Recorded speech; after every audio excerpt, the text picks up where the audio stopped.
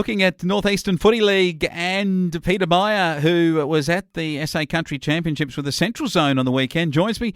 How are you there, Peter? Not too bad, Wayne. How are you? You sound like a bit croaky. I mean, got a bit of a cold there. Did you catch one down there at Victor Harbour? Well, we must have caught it off somebody down there, I think, because it certainly had its effect. I ran into Graham Wandle, and he's also got it too, and he was in the same group, so somebody must have given it to us. I reckon it might have been that the Central boys in the end got left out in the cold because they got nailed in the final of the Zone Championship by the locals, the Southern Districts, playing on their home turf at Victor Harbour. But a pretty good effort by the North Eastern Footy League players in the final analysis. Oh, yes, it was a very good weekend. The weather was really good, particularly on Saturday when the first minor rounds were played.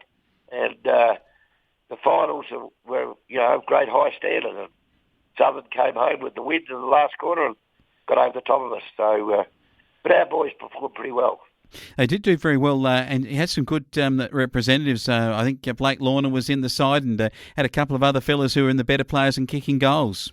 Yes, there was. And Shane Ballantyne finished up and getting picked in the team of the carnival. So that was well done. And two or three other blokes were also picked in the team of the carnival. So we finished up with 5 representatives, and I think Southern had 7 or 8 in the end, and the rest were divided around amongst the other groups. So, no, it was a great weekend, and there was a lot of good footy played.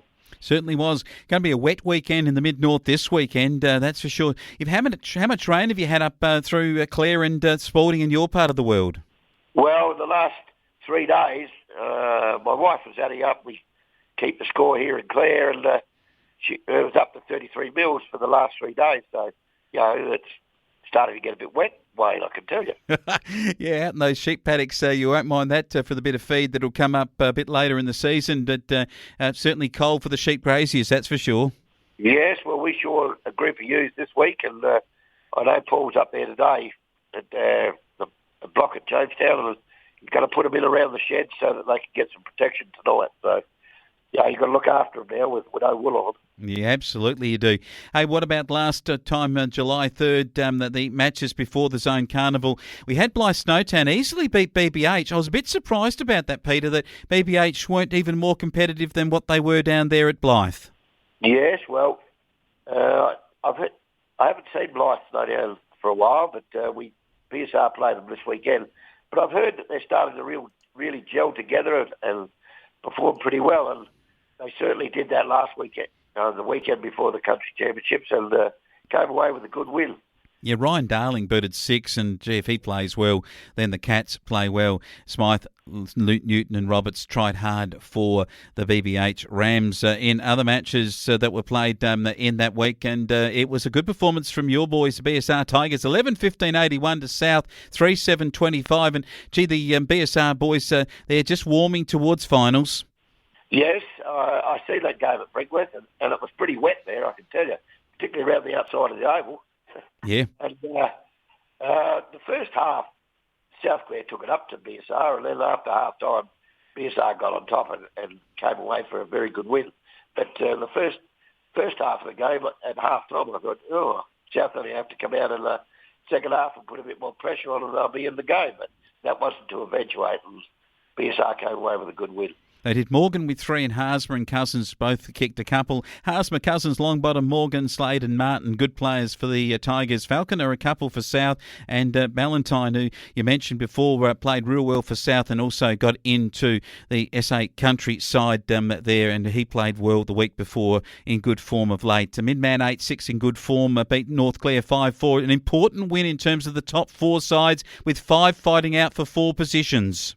Yes, it's very tight at the top, and that was a good win by Midman on the Clare Oval. Again, wet conditions, the Oval was a bit slippery, but both sides applied themselves really well, but in the end, Midman were just a little bit stronger, probably a little bit better around the ground with Sando and those type of guys leading the way, and Riggs, and just got over the top of North Clare to put themselves in the 4. Yeah, certainly did. Lloyd with 3, Wolford a couple, Lloyd, Sando and Rusker played well. But this is the result I've been waiting to get to, and I wanted to ask you about it.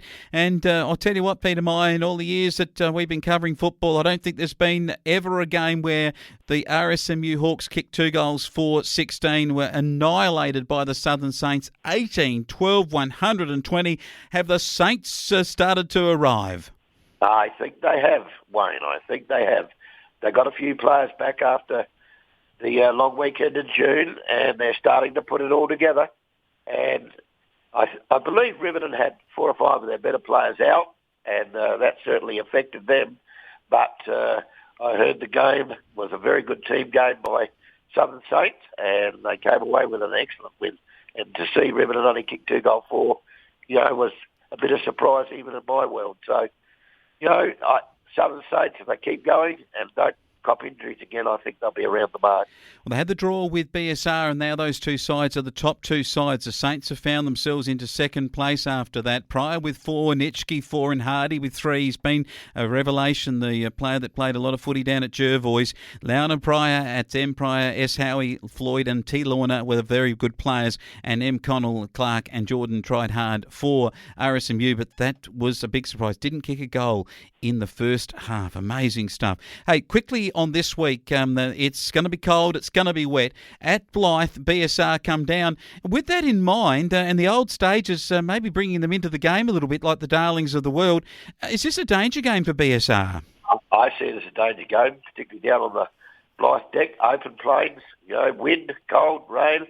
If you don't get there with the right attitude, anything can happen, and it brings the better sides back down to the level a bit of the lower side. So it gives them the opportunity to just man up and make it a real contest. And I see it as a danger game if they don't get there with the right attitude. So it won't be much in it in the end, I don't think. I don't think so either. South play Min-Man, the old foes here from the Clare Oval, that's the venue. I reckon Min-Man are travelling okay, but again, the same principle could apply. Min-Man can't afford to drop a game because North Clare can pounce, and that top 4 is really close. It is close, Wayne, and Min-Man were here at the Clare Oval when they last played North there the week before we went to the Country Championship, so they would have experienced the wet weather on the Clare Oval. Of course, we get more rain overnight, and that front's supposed to be coming later today. It'll make the Oval probably a little bit sloshy, and it'll be an interesting game, but I still think Min-Man will have too much strength around the ground, and Sando and his cohorts will be too strong. They'll get over top of South. All right, Southern Saints at home at Yadunda should be cold. I'll tell you what, should be Arctic. Might be some hail even, but they'll be too good for North Clare, I think. Yes, I do too. Wayne, Yadunda, or playing at Yadunda, that wind coming from the south, freezing. Yeah. When it's like that, but I think Southern Saints will be too strong for North. And RSMU get the BBH Rams again. Riverton is the Oval. Gee, RSMU wouldn't drop 2 games in a row at home. No, I wouldn't think so. And I think the fortnight off will do them a lot of good. They'll get some of their players back, and I think they'll be too strong for BBH down at Riverton. All right, it's a big weekend, cold one. A sheep graziers alert out, and even I reckon our guest speaker here in Peter is going to be very much looking for a warm place to go. Peter Meyer talking northeastern footy.